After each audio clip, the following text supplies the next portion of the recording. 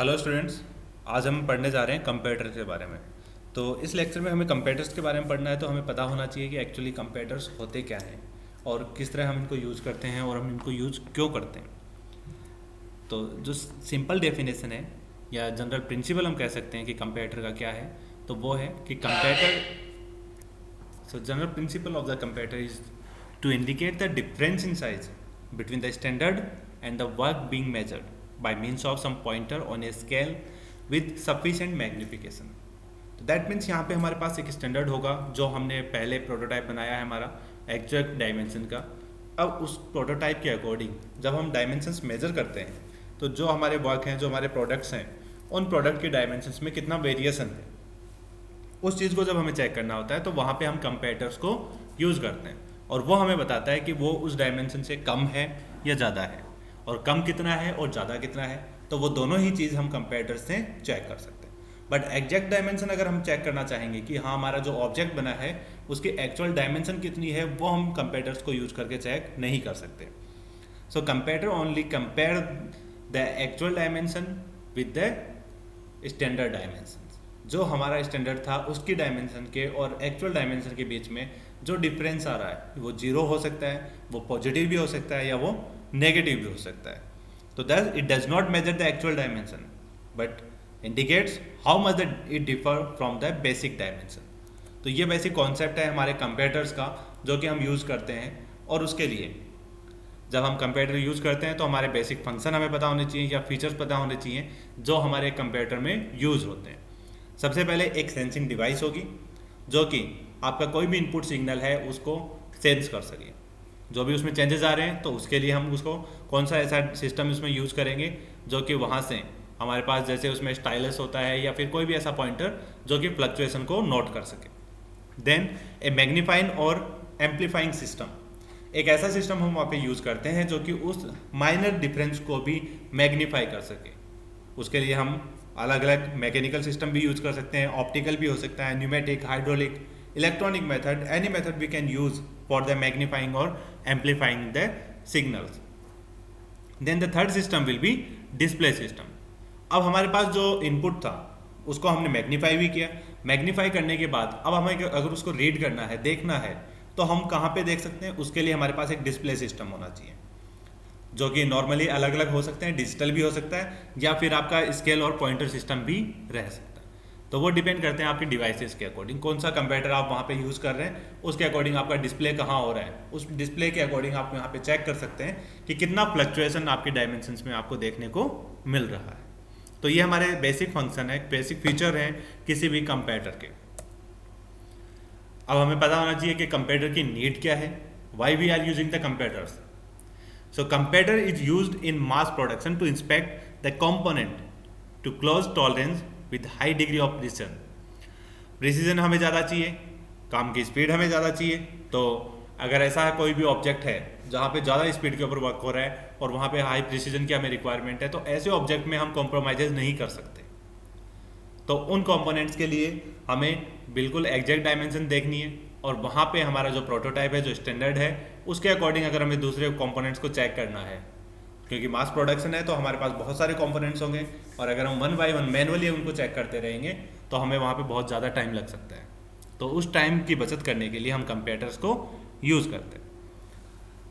Use of line standard such as vernier and micrometer caliper required considerable skill, और उनके लिए काफ़ी ज़्यादा स्किल भी चाहिए होती है, आपका माइक्रोमीटर हो या वर्नियर कैलिपर हो। Many dimension can be check in a very short time. जो हमारा मेन बेनिफिट है इसका कि बहुत ही कम टाइम में बहुत सारे डायमेंशन हम उसमें चेक कर सकते हैं। कंपेटर कैन बी आल्सो क्लासिफाइड। कितने टाइप के कंपेटर्स होते हैं? पहला mechanical, second optical, third electrical and electronics, number 4 pneumatic. ये 4 कंपेटर हमारे सिलेबस में रहेंगे और इन चारों के बारे में हमें यहाँ पे स्टडी करनी है। बाकी इनके अलावा जो कंपेटर्स हैं वो आपके हैं फ्लूइड डिस्प्लेसमेंट, मैकेनिकल ऑप्टिकल या फिर इलेक्ट्रो मैकेनिकल कंपेटर्स। तो ये हमारे अलग अलग टाइप हैं टोटल कंपेटर्स के जिनको हम स्टडी कर सकते हैं। जब हम कंपेटर्स पढ़ते हैं तो हमें डिज़ाइन कंसिडरेशन भी पता होना चाहिए कि हम डिज़ाइन करते टाइम कोई भी कंपेटर अगर डिज़ाइन हो रहा है तो उसके कौन से बेसिक फीचर्स हैं जिनको हमें उसमें कंसिडर करना है। तो सबसे पहला होता है ability to record variation of at least 0.0025 mm। आपका कंपेटर है उसमें इतनी एबिलिटी होनी चाहिए कि वो कोई भी फ्लक्चुएशन है जो कि आपका 0.0025 mm का भी है उसे भी वो रीड कर सके, तो वो हमारे फ्लक्चुएशन हमें शो कर सकता है। Number 2, linear recording scale. जो भी आपकी स्केल है वो आपकी लीनियर स्केल होनी चाहिए जिसके ऊपर आपका फ्लक्चुएशन जो हो रहा है वो वहाँ पे शो हो सके। वेरिएंस फ्री, आपका जो पॉइंटर है उसके अंदर फ्लक्चुएशन नहीं होने चाहिए, वेरिएशन ज़्यादा ना हो, जैसे ही उसमें रीडिंग आई और वो अपने पॉइंट के ऊपर स्टेबल हो जाए। Scale indicator clear and free from oscillations, बार बार उसका मूवमेंट बिल्कुल नहीं होना चाहिए। फ्री फ्रॉम बैकलेस, आपके रेजिस्टेंट जो प्रेशर और जो फोर्स होता है वो नहीं उसके ऊपर अप्लाई हो, अदरवाइज हमें रीडिंग एग्जैक्टली नहीं मिलेगी। अननेसेसरी फ्रिक्शन नहीं होना चाहिए, ज़्यादा क्लियरेंस नहीं होने चाहिए, तो दैट मीन्स उनकी वजह से हमारे एक्चुअल डायमेंशंस या एक्चुअल रीडिंग हमें नहीं मिल पाती। तो इन चीज़ों का हमें वहाँ पे ध्यान रखना है, इनको अवॉइड करना है। Measuring pressure should be low and constant, हमें एक कांस्टेंट प्रेशर के ऊपर वहाँ पे वर्क करना है और वो प्रेशर हमारा लो रहना चाहिए ताकि जैसे ही उसमें कोई भी डिफरेंस आता है उससे आपका पॉइंटर मेजर कर सके। Supporting frame to be rigid and withstand responsible usages without permanent damage. तो जो भी आपकी फ्रेम है वो रिजिड होनी चाहिए, अच्छा मटेरियल हमें यूज़ करना है जो कि काफ़ी टाइम तक रीजनेबल भी रह सके, स्टैंड भी कर सके और उसके अंदर कोई चेंजेस ना आए। Then the basic operation of comparator, the comparator is the first adjust to zero, सबसे पहले हमें जीरो पे सेट करना है उसको, on its dial with a gauge block in position. जो भी हमारा गेज ब्लॉक होगा, जो डायमेंशन हमें चेक करनी है उस डायमेंशन के अकॉर्डिंग हम गेजेज यूज़ करेंगे, स्लिप गेजेज। उन स्लिप गेजेस को हम वहाँ पे अप्लाई करने के बाद हम चेक करते हैं कि हमारा कंप्यूटर के अंदर डायल आपका जीरो पे है या नहीं है। जब आपका डायल जीरो पे होगा then we can check the computer according. The work piece to be checked is then placed in position, उसके बाद गेजेस को उठाया जाएगा और वर्क पीस को वहाँ पे अप्लाई करना है। The computer give the difference in dimension in relation with the gauge block, जो गेज ब्लॉक आपने लगाया था उसके बाद आपका ऑब्जेक्ट है, दोनों के बीच में जितना डिफरेंस आएगा वो वहाँ पे आपको इंडिकेटर दिखा देगा, वो पॉजिटिव में है, नेगेटिव में है या जीरो है।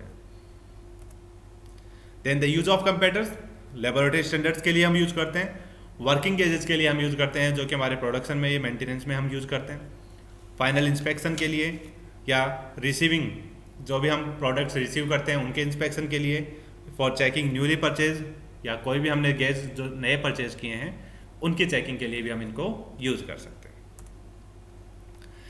हमारे कैरेक्टरिस्टिक्स अगर हम देखते हैं कंप्यूटर की तो वो क्या होनी चाहिए, fast robust design and construction, अच्छा डिज़ाइन होना चाहिए और काफ़ी टाइम तक टिकने वाला।